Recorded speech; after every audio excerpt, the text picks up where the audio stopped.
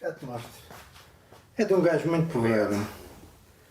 Um gajo chamado Adalberto Alves, que é um gajo que é um perito, um especialista em literatura árabe. Tem livros sobre os árabes, a literatura e a história árabe, na província e fora da província. O gajo é muito bom. E também faz, isto é um livro de poemas que a gente comprou antes de estar produzido, não é? Para ajudar à produção. Ok. E agora vieram-me entregar. E é confinamento e vastidão. É a propósito, no fundo, do confinamento, creio eu. Primeira questão, o fundamental do 25 de Abril foi o PREC. Sem PREC não haveria alterações ou esboço sequer de alterações estruturais na sociedade portuguesa. A única que haveria era acabar com o governo fascista. Não é? Aliás, grande parte dos capitães, dos participantes no movimento dos capitães e depois chamado MFA, do meu ponto de vista foi um erro, mas isso... a ideia deles era derrubamos o fascismo, vamos tentar acabar com a guerra e depois fica tudo como estava. Eu costumo dizer ao Vasco Lourenço, a grande parte do pessoal queria fazer um 28 de maio democrático. Como é isso? Então, 28 de maio, derruba-se o governo que está e depois, do ponto de vista de estrutura, de conceito de sociedade, de instituições, fica tudo na mesma, só que mudaram as figuras proeminentes e as figuras, e depois há eleições, há democracia, tudo isso. Portanto, agora, o movimento popular não estava integrado no conceito geral de manobra do movimento. Não é? Esperavam que o povo aderisse, esperavam que o povo aplaudisse, mas nunca esperaram que o povo saltasse, como saltou, para a rua para tomar conta da situação e tentar desenvolver toda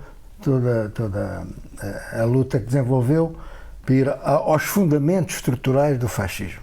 Não é?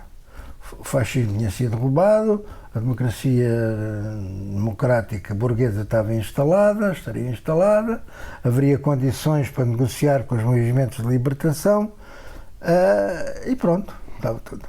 Só que no próprio dia 25 de Abril, ao contrário da solicitação do Vítor Alves em nome do movimento para que o povo ficasse em casa, foi para a rua. Não é? Toda a gente sabe isso, é da história. Mas mesmo em relação à descolonização, como eles chamam, o fim da guerra, o próprio movimento estava dividido. Embora a generalidade ou a totalidade tenha feito o 25 de Abril para acabar com a guerra, não é? E para acabar com a guerra tinha que derrubar o regime, mas grande parte uma parte boa desse pessoal, especialmente os spinolistas, a ideia deles era: vamos negociar com os movimentos que estão a conduzir a luta de libertação das colónias, vamos negociar com eles uma espécie de Commonwealth, ficaram sob a égide Portugal, com toda a autonomia possível e não sei o que mais, mas ficamos muito ligadinhos, muito ligadinhos, muito ligadinhos. É evidente que isso criou contradições logo profundas. Aliás, o 28 de setembro de 74, em que houve um movimento ao apelo do Spínola da maioria silenciosa, aí que foi travado na rua pela movimentação popular e militante de esquerda, que travaram todo o movimento de carros, de pessoas que vinham para Lisboa concentrar-se para aquilo que era a maioria silenciosa. Normalmente os ditadores ou aqueles que o querem ser apelam sempre à maioria silenciosa. Aos que se manifestam, aos que falam, aos que protestam, aos que criticam, mas há aquela maioria silenciosa essa que a gente quer ouvir. Venha a maioria silenciosa. Portanto, isso foi liquidado à partida. Alguns traziam armas e não sei o que, isso foi tudo. Foi um movimento bom. Mas esse 28 de setembro estava associado a Moçambique,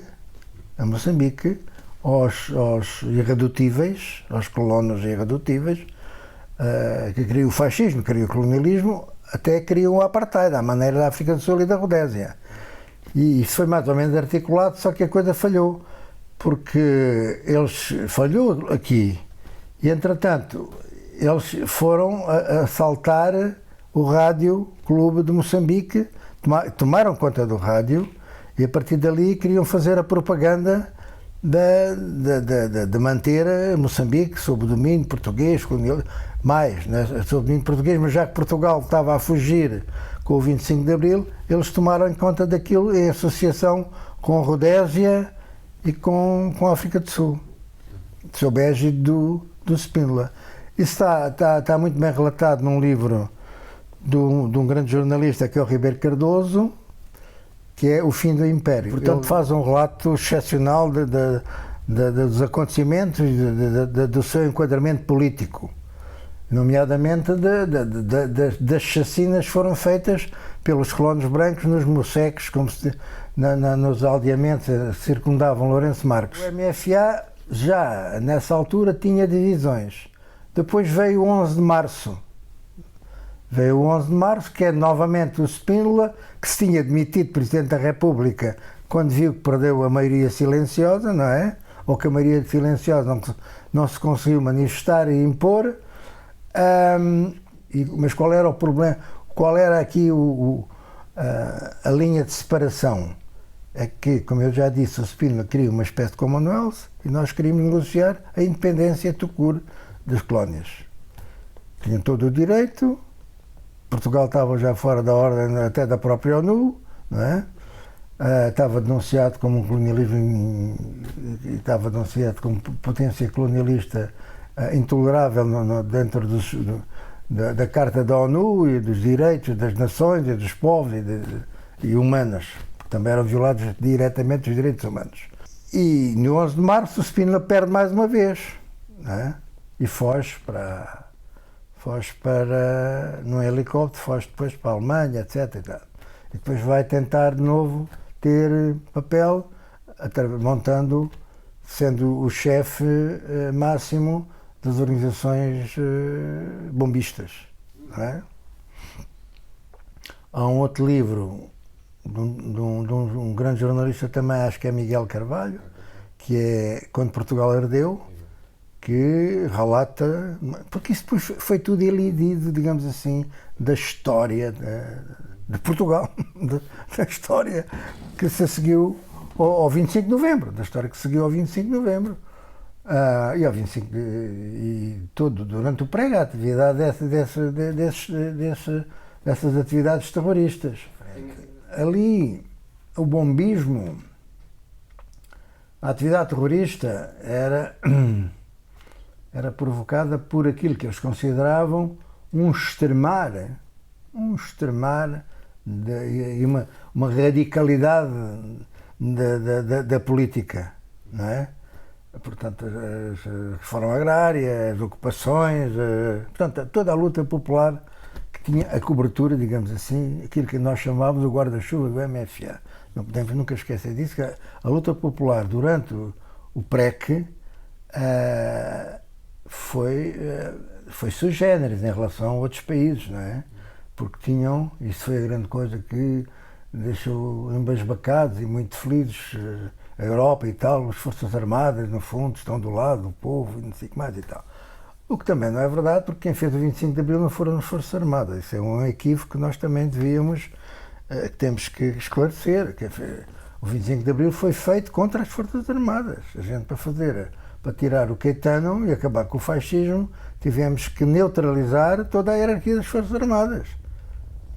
Há primeiro, digamos assim, um golpe vasto, não um assalto como foi a prender os fascistas no próprio 25 de Abril, mas até ao 25 de Abril há uma destruturação da hierarquia. Nós vamos tomando conta, lentamente, de pontos importantíssimos, não ainda em posição de chefia e de comando, mas vamos neutralizando a capacidade da hierarquia. E no 25 de Abril a hierarquia é totalmente destroçada. Não tanto como devia ter sido, mas foi claramente. Portanto, isso é uma questão fundamental, não é? E depois ficou o MFA como o grande paizinho da democracia, não é? Foi só na medida em que derrubou o fascismo, foi na medida em que acompanhou hesitantemente, mas foi acompanhando o movimento de ação popular, numa perspectiva de temos que os travar, mas ao mesmo tempo nós somos democratas da Brava, fizemos uma revolução, temos que os deixar andar. Portanto, havia aqui esta ambiguidade do próprio MFA, não é?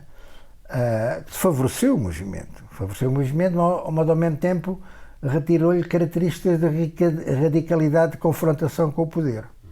Porque o poder, digamos que tínhamos um Estado complacente, que o papel do Estado de repressão dos movimentos populares e transformadores, revolucionários, esse papel não estava neutralizado, mas estava muito atenuado pelo facto do MFA estar objetivamente, e alguns também subjetivamente, comprometidos com esse movimento, que era um movimento democrático, do povo, é quem mais ordena. O povo é quem mais ordena. Então a gente não pode dizer que não e tal, mas vamos travando aqui e acolá e tal. Portanto, isto foi todo este processo do PREC, foi todo assim, criando contradições. Quando há o 11 de março, não é? O ataque ao Ralis, há um ataque ao Ralis, organizado pelo Spínola, a tal coisa de que ele depois iria proclamar um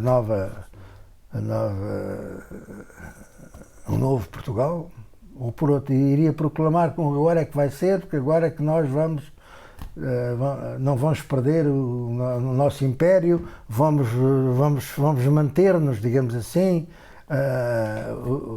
o Portugal do Minho a Timor não vai desaparecer totalmente, vai-se conciliar mais com os interesses dos povos colonizados e tal, mas mantendo nós uma certa hegemonia, digamos assim, política e simbólica sobre isso tudo, não é?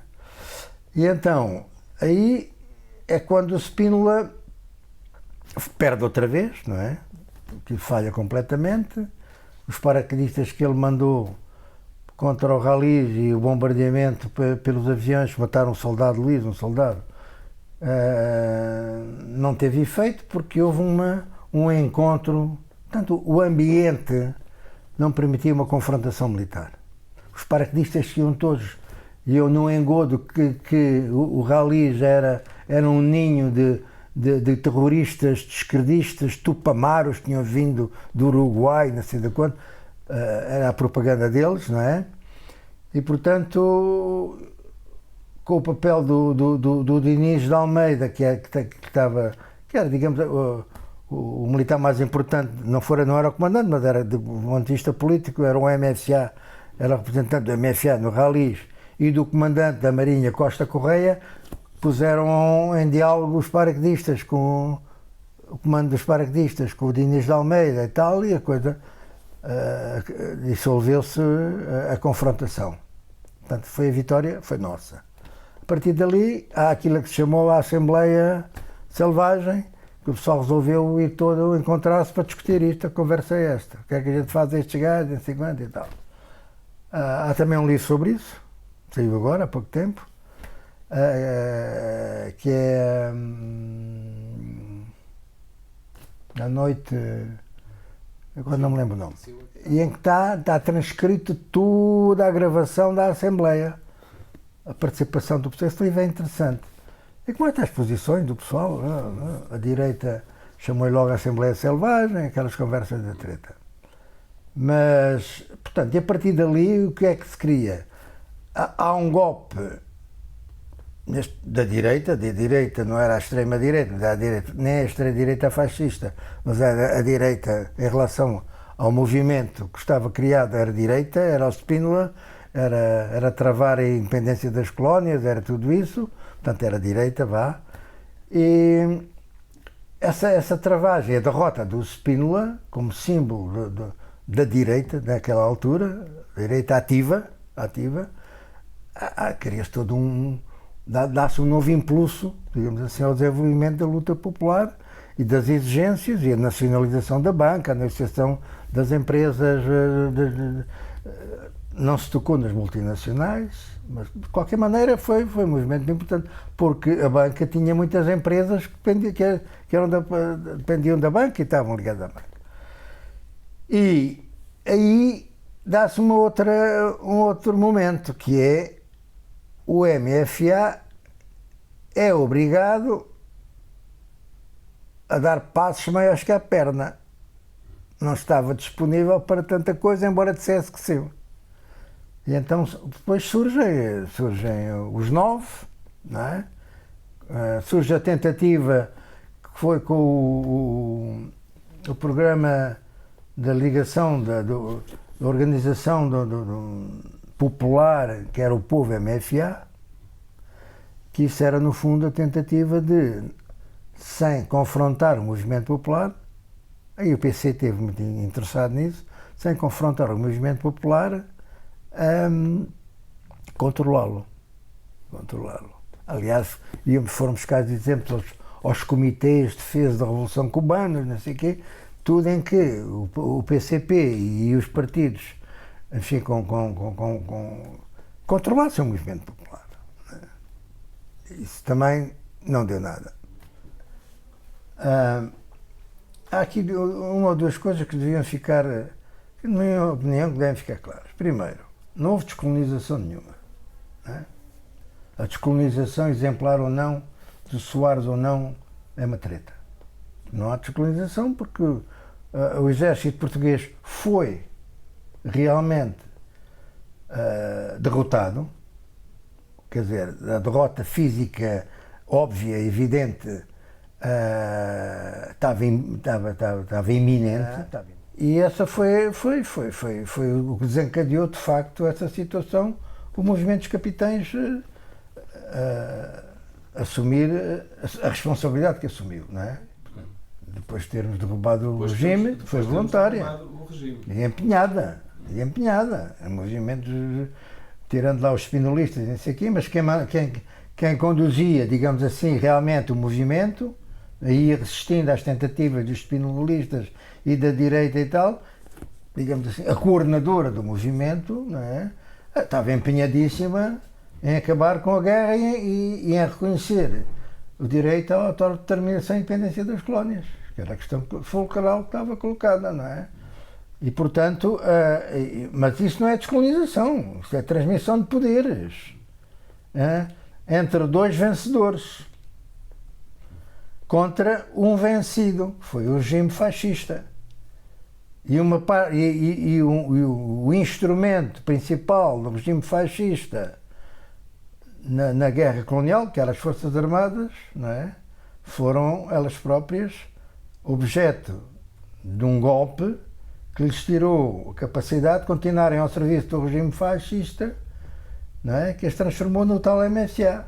Portanto, foi a luta antifascista e anticolonial, anticolonial, que juntou um improvável, que eram os militares, com os condutores da luta de libertação.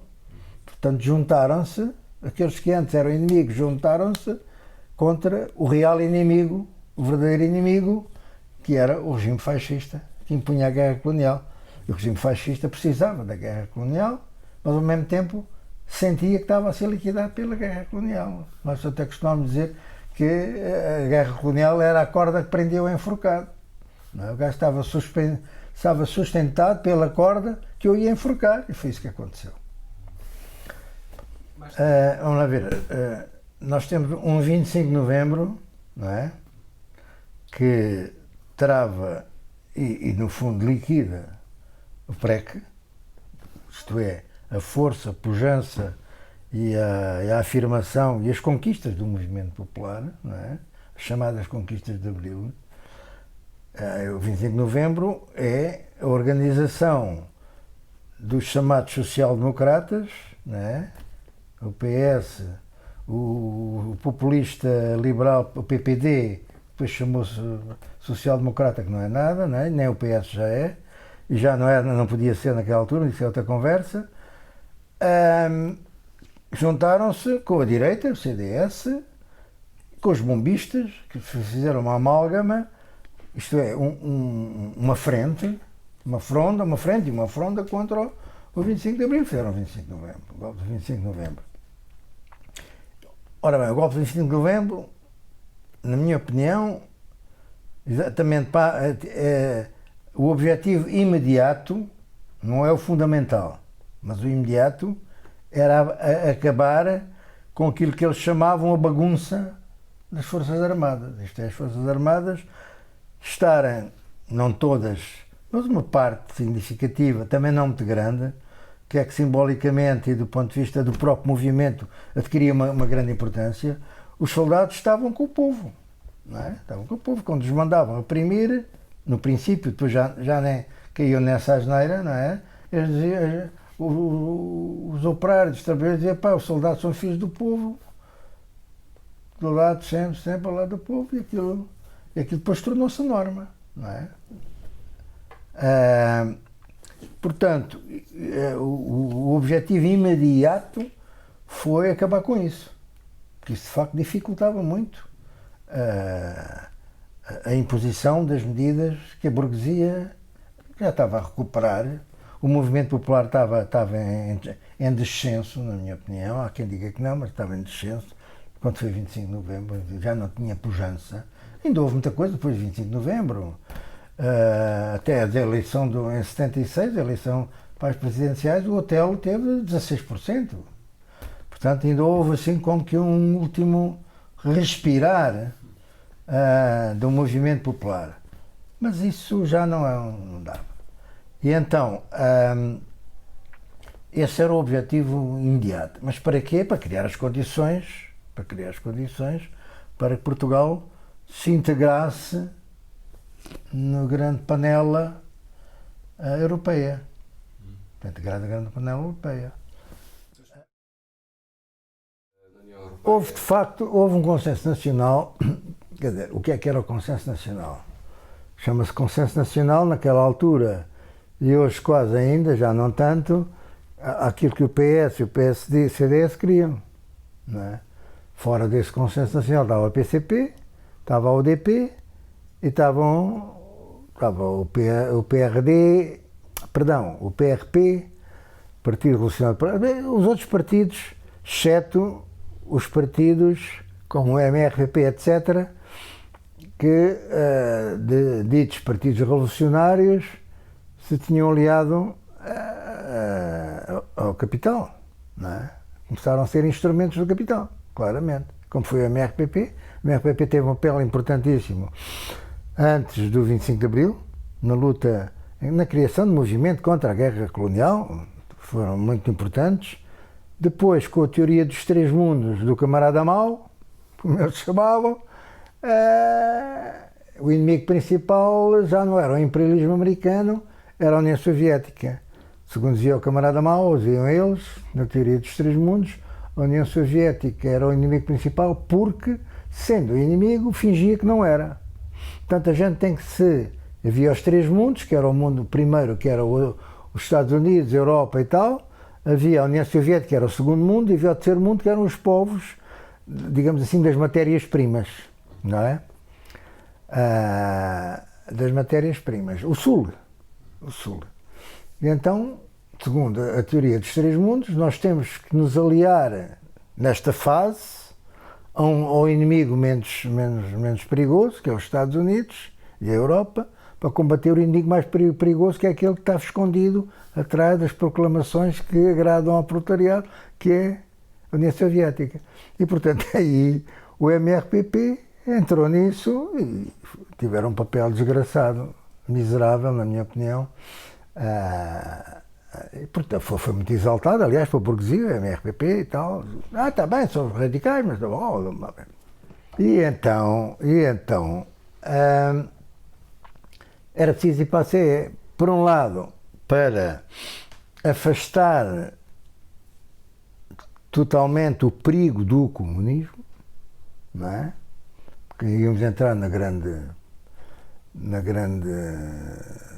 panela dos democratas, à brava, da social-democracia, e por outro lado para nós termos também acesso às grandes conquistas do capitalismo, não é? Estávamos já à margem totalmente, não é? Portanto, enquanto que o 25 de Abril, o movimento popular, era Portugal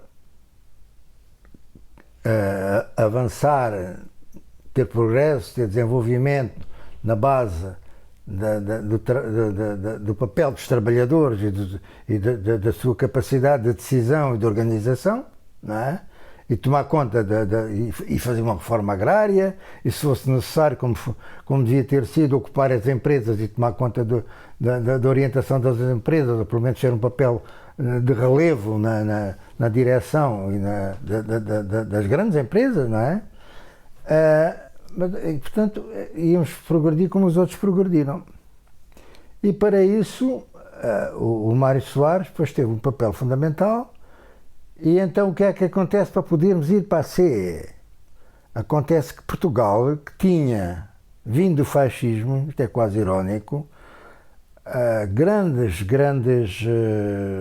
unidades industriais, grande indústria, a siderurgia, a MAG, a Sorefam, produziam, a Sorefam produzia carruagens. Tínhamos os estaleiros navais, que eram dos melhores da Europa e talvez os que tinham um movimento mais, porque estavam aqui mesmo, no Atlântico, aqui, está vendo? Portanto, tudo isso entrava em competição, em concorrência com os senhores da CEE, que eram a Alemanha, a França, e pronto. Que eram as duas. É sempre o ex-franco-alemão aqui a andar nisto. Ou fazem guerra um ao outro, depois juntam-se para já fazer guerra aos outros. As pescas, a agricultura, portanto, tudo isso teve que ser desmantelado.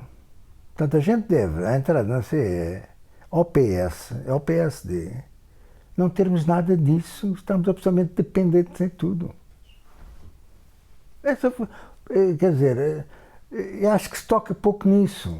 A gente, para entrar para a CE e depois para a União Europeia, tivemos que destroçar tudo aquilo que vinha de fascismo, mas que era um potencial de produção, de desenvolvimento, etc. Tivemos que liquidar isso tudo, para ficarmos nas mãos das decisões da CE, que são as decisões primeiro dos interesses da indústria francesa, alemã, e depois passaram a ser as decisões da finança que tomou conta disto tudo com o neoliberalismo. Naquela altura já estava a começar com o Thatcher e o Reagan, não é? O Thatcher liquidar o movimento operário inglês, não é? Liquidando, partindo da espinha aos sindicatos mineiros, tudo isso, não é? Portanto, a CE foi isso. Em nome da social-democracia. A social-democracia não existe. Naquela altura já não existia. Ou estava a espernear, já não existia. Porque a social-democracia resultou do boom, a seguir ao desastre, à catástrofe da Segunda Guerra Mundial, em que o capital europeu também estava de rastos, foi financiado pelo Plano Marshall para recuperar a Europa, natural. Aliás, o capitalismo tem esta coisa, destrói para depois reconstruir, está sempre a ganhar, não é? E, portanto, a Europa destruída, os Estados Unidos, que foram a única potência que saíram incólume, enquanto os outros todos, a União Soviética totalmente destroçada, não é? A Europa toda rota, não é? E os Estados Unidos saíram na maior, ainda por cima, fortalecidos pela própria guerra, pela indústria, pelo desenvolvimento da indústria e pelo desenvolvimento de uma coisa que hoje é fundamental nós percebemos, que é o complexo industrial militar. Que, na minha opinião, talvez um bocado exagerada, reconheço, é quem define a geoestratégia mundial. O complexo industrial mundial é que manda. Tu podes eleger nos Estados Unidos um presidente, enfim, vamos lá ver, o próprio Obama, mas depois fica nas mãos do complexo, e se não servir, leva um tiro. Complexo industrial militar. Porque as guerras, se acabarem as guerras, está bem, agora tem a ida para o espaço e tal, também é muito dinheiro, movimento da coisa, mas a guerrinha é fundamental. Pá. As armas e as munições, tudo complexo. Aliás, o próprio Eisenhower, quando deixou a presidência, alertou para o perigo, para as democracias, do poder excessivo que ele próprio lhes deu, enquanto foi presidente, do poder excessivo do complexo industrial militar. O Plano Marshall e a NATO foram, e as suas consequências são, os dois pilares da Europa que tens hoje. O Plano Marshall pelo dinheiro que injetou na economia, não é?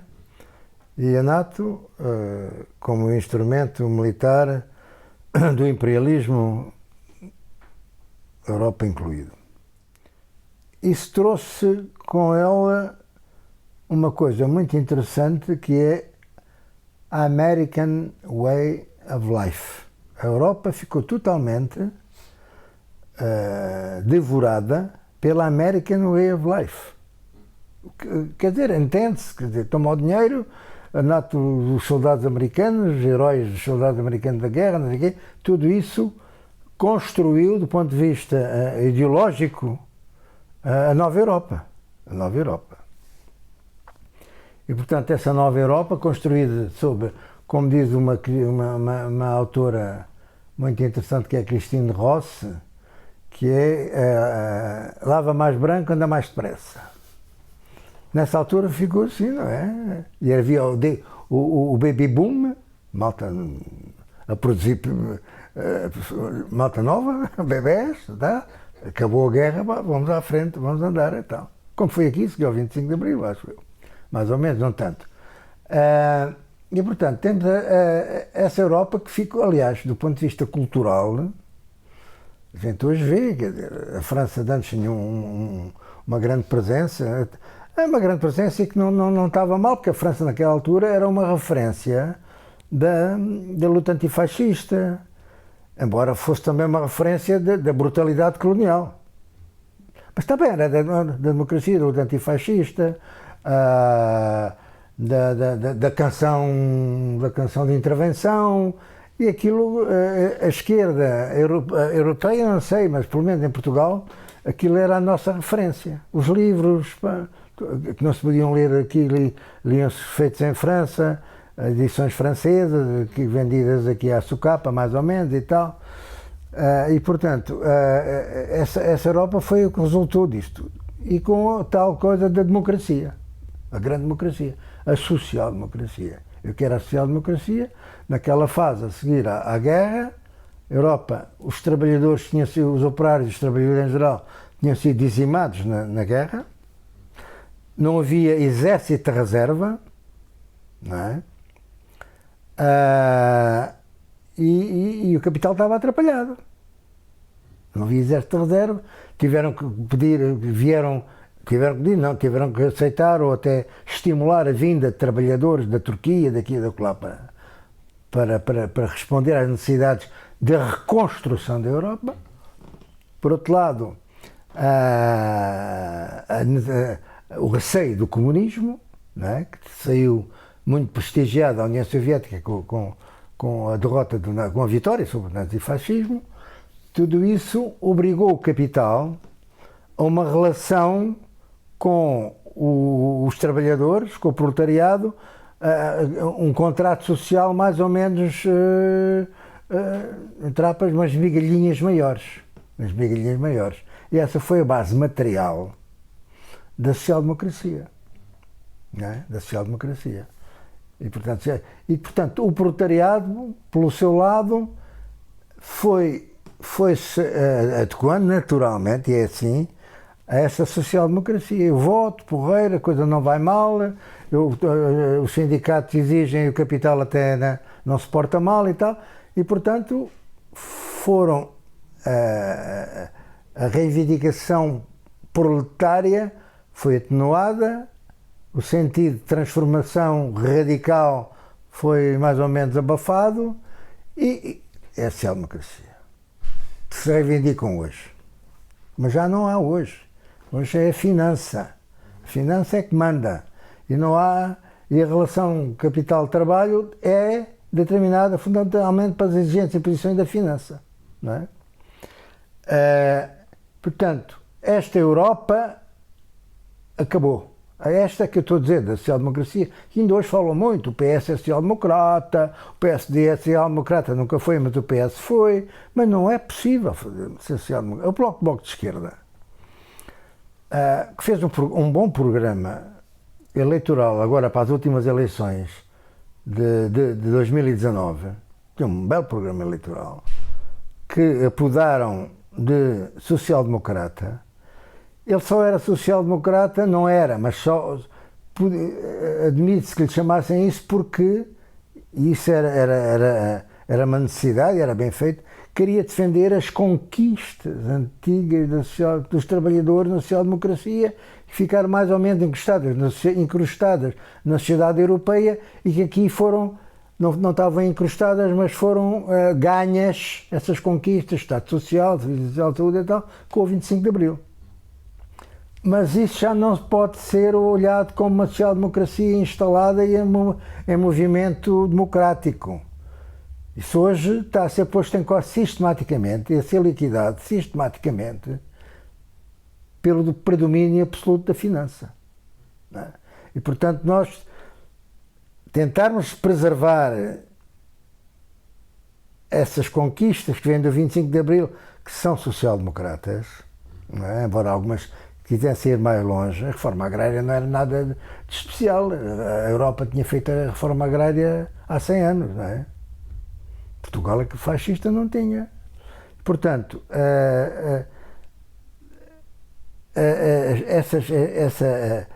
essa Europa social-democrática que acabou, os partidos sociais-democratas dessa conversa não podem ser, mesmo que o queiram.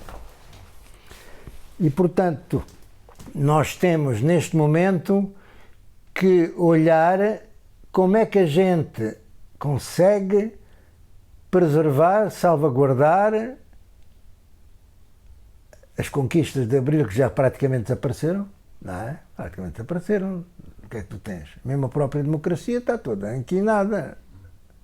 A democracia está toda inquinada. E, portanto, nós temos que,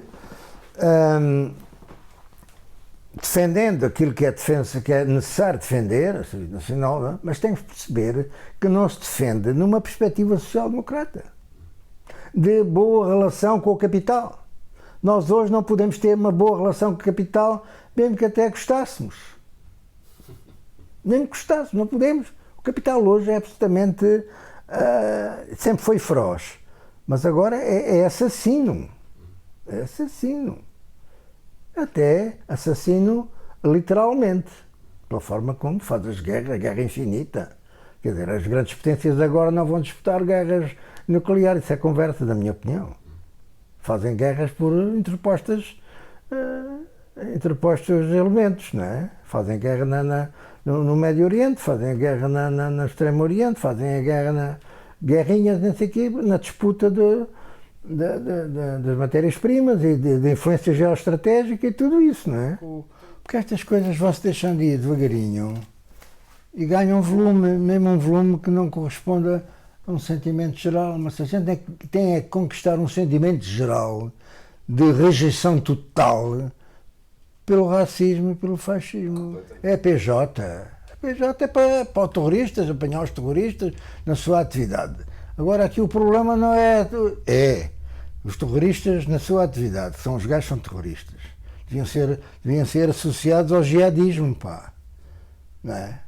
Quer dizer, os jihadistas, pá, andam-se à procura deles para que eles não cometam os crimes. Isso é o papel da polícia. Agora, o papel ideológico, isso é da rejeição daquilo que está a insinuar-se devagarinho, porque o fascismo começa assim, até criar as suas próprias milícias e não sei o que, brutais e não sei o que, e depois, como fez o Hitler, serve-se tudo, não é? Da escumalha toda, pá, e põe a fazer as suas tropas de choque, não é? E para que isso, para travar isso, tem que ser com um grande sentimento nacional contra isto. Não é? Isto é contra a democracia, isto é contra o povo, isto é contra não sei o quê. E depois há a luta política direta, que é demonstrar o que é que esses gajos querem. Não é? É a luta contra o Chega, o que é que esses gajos querem, o que é que esses gajos fazem. Eu, por acaso, digo-te uma coisa. A malta também, às vezes, a malta não se discute, não coisa. Eu acho que eu dizer que Portugal é um país racista é um erro. Eu tenho é que dizer que em Portugal há racismo, que as próprias instituições, na sua forma de lidarem com a diferença, têm comportamentos racistas, ou pelo menos podem ser como é que se diz, ligados ao racismo. A discriminação é racismo, né, em função da cor da pele ou do comportamento. Os ciganos, ou não sei o quê, isso é racismo. E as instituições não estarem organizadas e preparadas para acabar com a discriminação objetiva e subjetiva são instrumentos de racismo. Nós tivemos, o Bloco de Esquerda, na minha opinião, é o único partido com potencialidades em Portugal e da Europa para contribuir para uma transformação radical da sociedade. E acho que perder esta perspectiva da necessidade de uma transformação radical é um erro muito grande, porque ela vai ser necessária, quer se queira, quer não.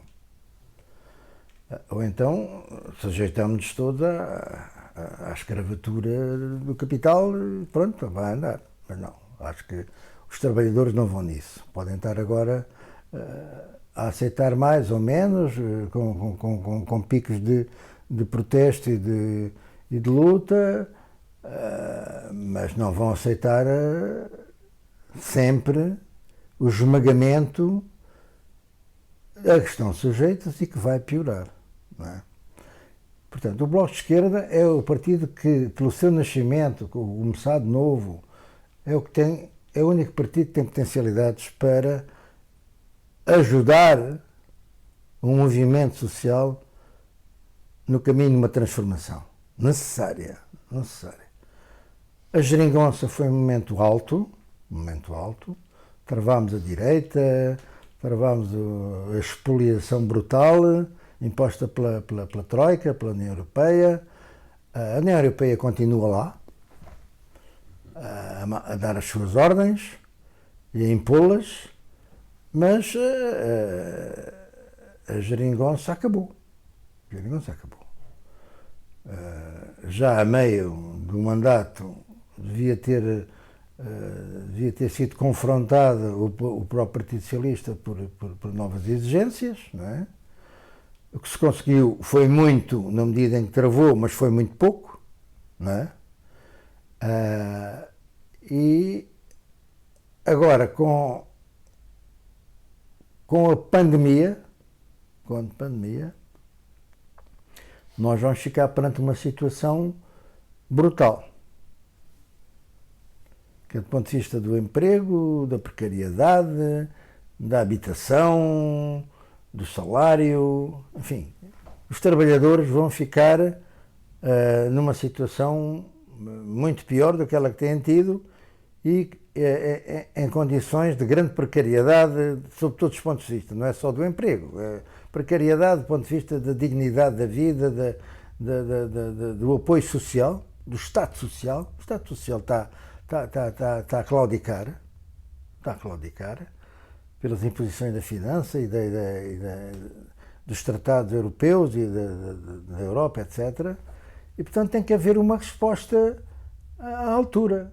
Primeiro, temos que continuar, isto abrandou e não devia ter abrandado, a pôr em causa os tratados europeus, a pôr a dívida, tem que se impor a reestruturação, tem que se ir à reestruturação da dívida, tem que se investigar, como já se investigou, e criou-se até um conjunto, um encontro de pensadores, economistas e tal, para estudar a reestruturação da dívida.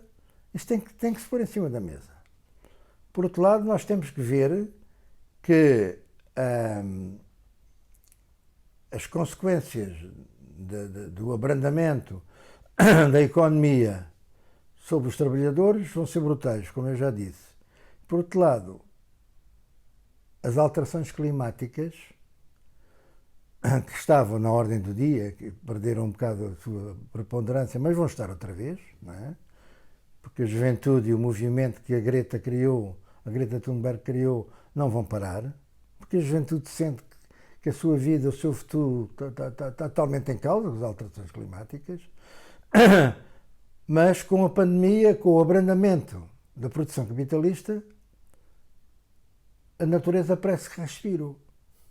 O que foi uma demonstração, assim, para as pessoas não pensavam nisso, de que as alterações climáticas, nós dizíamos isso, mas para as pessoas perceberem, tiveram agora a prova com o abrandamento da produção capitalista. A natureza respirou, ou seja, é mais fácil mostrar às pessoas que o capitalismo é um predador da natureza. E a natureza é destruída pela produção capitalista. E tem que se pensar noutro modo de produção, que aliás o Bloco até falou nisso no seu programa eleitoral do ano passado, 2019. Só que depois a campanha só falou em acordos e em contas certas. Não é? E o programa ficou onde? Está lá um belo programa. Chamem-se social-democrata, o que quiser, um belo programa para a situação que estava a viver. Agora a coisa fia mais fino.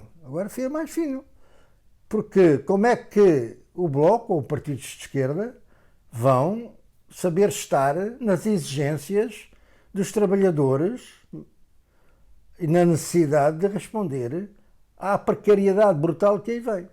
Precariedade sob todos os sentidos, não é?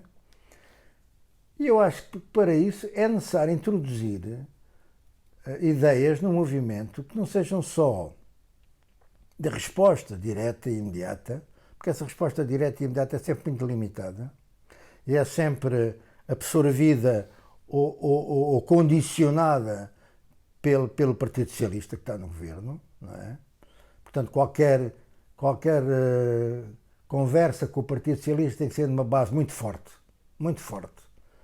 que mostra aos trabalhadores que nós não abdicamos da defesa intransigente dos seus direitos e que o assim não tem sentido, a não ser que seja o assim para logo a seguir temos um assim sério e forte e que lhe dê resposta às suas dificuldades. Portanto, tem que ser por aqui que nós temos que introduzir estes elementos de futuro, mostrar que para o futuro, para as alterações climáticas e para a situação desgraçada dos trabalhadores, nós contribuiremos para essa resposta no imediato, mas também mostrando que há um caminho para e que esse futuro é um futuro que tem como objetivo, a médio ou longo prazo, a alteração radical do modo de produção, acabar com o modo de produção capitalista. A própria Greta Thunberg diz isso, o que me deu uma grande satisfação. Como é que aquela moça agarrou, teve esta percepção? Porque ela até aqui há pouco tempo, ela, no grande movimento que ela encabeçou, no fundo, e que suscitou e que promoveu, ela ainda dava aquela impressão de que o capital do sistema tem que saber responder a isto, não, tem que precisar. Agora, na última entrevista que ela dá, ela deixa claramente, e eu fiquei imensamente satisfeito, claro que ela diz que com este sistema, com este modo de produção, nós não conseguimos travar as alterações climáticas. Isto é um grande trunfo para um movimento social radical e transformador, quer do ponto de vista económico, social, e é por aí, transformação de modo de produção, a apontar para aí, e transformação de modo de produção é em confronto com o capital, não é só o confronto, vai ali, agora recua, o objetivo é acabar com o modo de produção capitalista, porque senão as alterações climáticas vão se manter e vão dar cabo da natureza e vão dar cabo da humanidade. Isso está cada vez mais claro. Todo o dinheiro que vem da União Europeia, nós pagamos-lo com língua de palmo. Isso é claro. Acho que já toda a gente percebeu isso. Pagamos com língua de palmo. Para já, pela perda da autonomia na decisão política e económica, no desenvolvimento, tudo isso. Uma das coisas que nós apontávamos, segundo me lembro, é que a Caixa Geral de Depósitos, enquanto banco público, devia confrontar a banca pelas condições favoráveis que assegurava ao crédito para o desenvolvimento. Mas isso, as imposições da União Europeia limitam completamente isso. Tornam a Caixa Geral de Depósitos como um banco igual aos outros, não é? Portanto, aliás, a gente não se pode esquecer que a União Europeia tem muita coisa, tem muitos tratados, mas resumindo isto ao núcleo, a única função que a finança, estamos a falar de finança, é a finança. Fábricas de automóveis à brava, mas é a finança. E as fábricas de automóveis, e as fábricas disto, e a produção e não sei o quê, o funcionamento da economia só interessam à finança e é ela que manda em função do crédito. O Estado, para a finança, só lhe interessa enquanto garantia de que o crédito é seguro. O crédito é seguro, mais nada. O resto está a andar. Fala, não fala, vai falir, não vai, produz muito, produz pouco. A finança que manda nisto tudo, só lhe interessa que o Estado assegure que o crédito que é seguro. Não há nada, que é pago e está a andar. Portanto, é evidente que isto nos confronta com a União Europeia, quer dizer, é um inimigo brutal. Ainda por cima quando a gente se entregou de mãos atadas, não é? É um inimigo brutal. Portanto, tem que haver, e temos que saber fazê-lo, tem que haver uma resposta bem ponderada, bem estudada, pelas nossas cabeças, da economia, disso tudo. Em relação ao euro, mantemos no euro ou não. Em relação à dívida, a dívida é reestruturada ou não e vamos pagar a dívida. E ainda não se fez a análise da dívida e qual é a dívida odiosa e o que é isso tudo, não é? Portanto, a dívida tem que se pagar. Não, vamos saber. Ainda há instrumentos institucionais que permitem dissecar a dívida e ver o que é que nessa dívida é um roubo descarado ou que é apenas um roubo assim. Esta é a questão que está colocada. Isso é fácil, não é? Vai ser muito difícil. Mas nós, para conseguirmos alguma coisa, para além do estudo, do pensamento, do confronto possível até se tornar decisivo com os tratados e com a União Europeia, a nossa arma é só uma. É o movimento social. Eu tenho que ganhar o movimento social. Tenho que o extrair do domínio brutal da ideologia, do capital, da ideologia que a finança impõe. E a grande arma nossa, nós só temos uma arma. Para além do saber, do pensar, quer dizer, nós estamos, por mais que tenhamos economistas magníficos e a pensar bem, e mais que se estude como é que o euro a gente consegue ou sair ou não sair, estudar os processos, não sei o quê, dentro da instituição União Europeia, a gente não vai conseguir nada sem garantir um movimento de sustentação. É um movimento social e é esse movimento também, para além de permitir que se façam exigências que não passam para a cabeça dos nossos governantes, obrigá-los a fazer determinado tipo de exigência, porque têm essa sustentação. E ao mesmo tempo esse movimento social ir criando as suas próprias os seus próprios fatores de resistência na agricultura de proximidade, contra os grandes contra os grandes produtores, o agronegócio. Contra o agronegócio.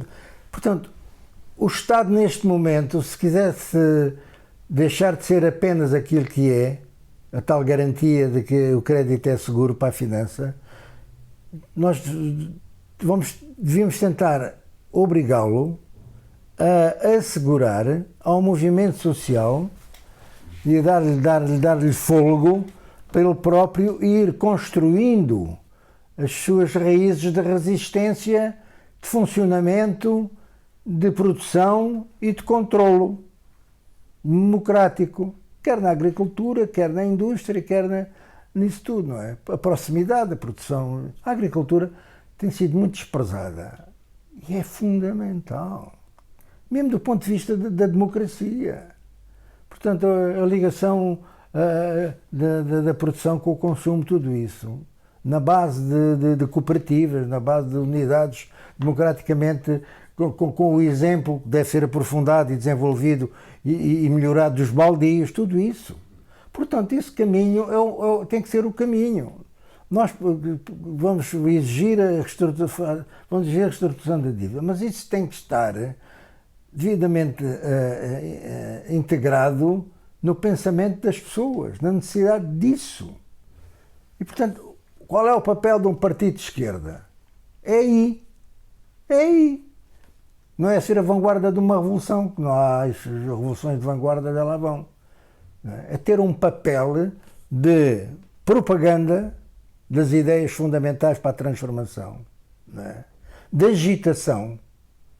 De agitação. Vamos fazer aqui, vamos ali, não vamos nisto, vamos fazer assim, apoiar os movimentos, mais pequenos que sejam, de onde pode brotar novas respostas, não é? E depois da tática. E onde é que é a tática? Agora vamos conversar com o PS, está bem? Também até posso conversar com o PSD em determinados sítios. Vamos lá conversar, o que é que vocês querem? Ah, mas não, é conversa. Vocês querem o que o capital quer. Então, a gente já sabe isso. Mas isso pode servir para mostrar à massa, à população, às pessoas, que aqueles gajos só servem para aquilo que a gente já sabe.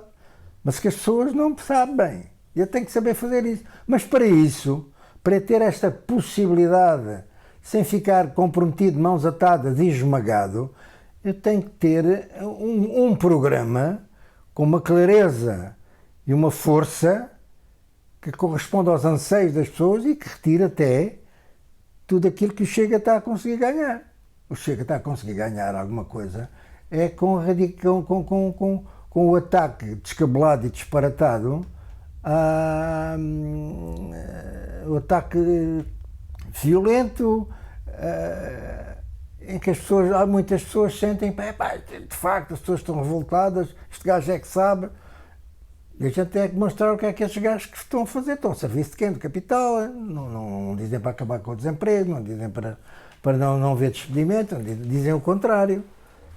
Portanto, nós temos que ter um programa que dê confiança às pessoas e que lhe dê perspectiva de alternativa real, agora, e de alternativa para o futuro. Para garantir que as grandes ameaças que estão aí hoje colocadas, que é o esmagamento do trabalho e as alterações climáticas, a que se vem associar assim, insinuar o racismo, o fascismo, coisas importantes que a gente tem que travar, não é? Mas a gente também só as trava com o movimento. E por isso é que eu acho que perante estas ameaças que houve agora aos deputados do Bloco de Esquerda, não é? Eles lá sabem porque é que está com os deputados do Bloco de Esquerda, não é? Tem tido muitos afetos, tem retribuído muitos afetos. Tem feito um bom conluio com o Primeiro-Ministro e com o Governo, não é? E, portanto, tem sido um seguro, digamos assim, mais amplo para a política do Partido Socialista, que é a política imposta pela União Europeia. Quer dizer, não há aqui nada... E acho que nas eleições presidenciais isto tem que ser confrontado com muito vigor e com muita clareza e colocar também em cima da mesa algumas das coisas que eu tenho estado a dizer, não é? Quer em relação ao fascismo, quer em relação à União Europeia, quer em relação às alterações climáticas, quer em relação a isso tudo. Portanto, nós precisamos de uma candidatura forte e que seja capaz de ir à raiz dos problemas. Se vamos para uma candidatura, vamos lá daqui, mais ou coisa, menos coisa, tem que ir à raiz dos problemas. A candidatura presidencial, as presidenciais neste momento podem ter um papel importante no debate nacional sobre como é que a gente vai responder à crise que aí vem, que aí está instalada. Quer das alterações climáticas, quer da social e económica que aí está, quer da ameaça fascista que já está na Europa, por todo o lado, por cá está agora a mostrar-se, fascista terrorista, e portanto tem que ter aí um papel. Agora, o Bloco tem que ser capaz, que aliás acho que isso está inscrito na sua própria, no seu próprio ADN, e aliás já colocou essa questão em tempo, de um debate interno do Bloco para definir bem qual é a política para as presidenciais e quem é que melhor será capaz de assumir essa política e confrontar os candidatos que se vão posicionar. E, portanto, acho que o programa que o Bloco deve elaborar para um candidato que apoie, ou deve ter como base para o apoio a um candidato, seja dele ou não seja, isso será a tal discussão interna que deve haver, não pode deixar de colocar coisas hoje que são fundamentais. Primeiro, a NATO. A NATO, na minha opinião, o Bloco tem-se esquecido da NATO. O papel da NATO é fundamental. Os refugiados, deixou de falar nos refugiados, que estão a ser dizimados pelo coronavírus. Para já estavam a ser dizimados pelas condições em que estavam e agora é pelo coronavírus. Nós não podemos deixar isso de lado. E por outro lado, a questão da Palestina. Não é? Agora há a grande notícia que o Trump conseguiu o acordo de Israel com os Emirados, não é? Mas a gente não se pode esquecer que desde o primeiro dia em que a Palestina começou a ser desagregada, violada e violentada, em 1948, desde esse primeiro dia, que os árabes nunca foram uma garantia para o povo palestiniano. O povo palestiniano teve que enfrentar muita indiferença, quando não hostilidade, muitas vezes, nem sempre, dos árabes. Portanto, a Palestina, a situação da Palestina hoje, acho que tem que ser um ponto de debate, de confrontação do governo e do status quo, do Estado português, em relação à sua posição sobre a Palestina. O governo português, o Estado português, é cúmplice do genocídio que ocorre na Palestina desde 1948. Desde antes até. Começou antes de 1948, foi quando a ONU decidiu os dois Estados. Mas antes disso já tinha havido o terrorismo todo dos sionistas contra as populações e obrigando a largarem as suas casas, as suas culturas, etc. E hoje a Palestina é um rendilhado absolutamente impraticável para um Estado, para um povo. E, portanto, que estas manobras do Trump, que vêm a reforçar as posições pró-israelitas, não é? E o governo português e o candidato presidencial têm que ser confrontados com estas questões.